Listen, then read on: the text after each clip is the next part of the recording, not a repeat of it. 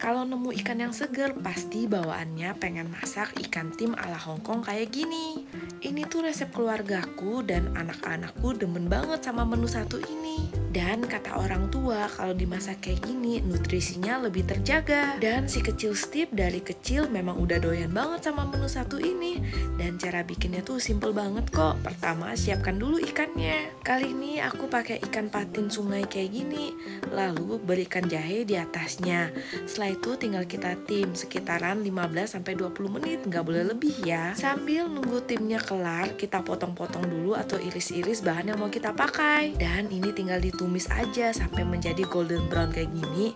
Lalu tinggal ditambahkan saus-sausnya. Nah, ikannya udah kelar dikukus nih. By the way, aku ngukusnya pakai silikon plate dari sugarbaby.co.id. Ikannya tinggal disiram dengan minyak yang tadi kita bikin. Aku padukan sama butter. By the way, cari perlengkapan bayi di sugarbaby.co.id.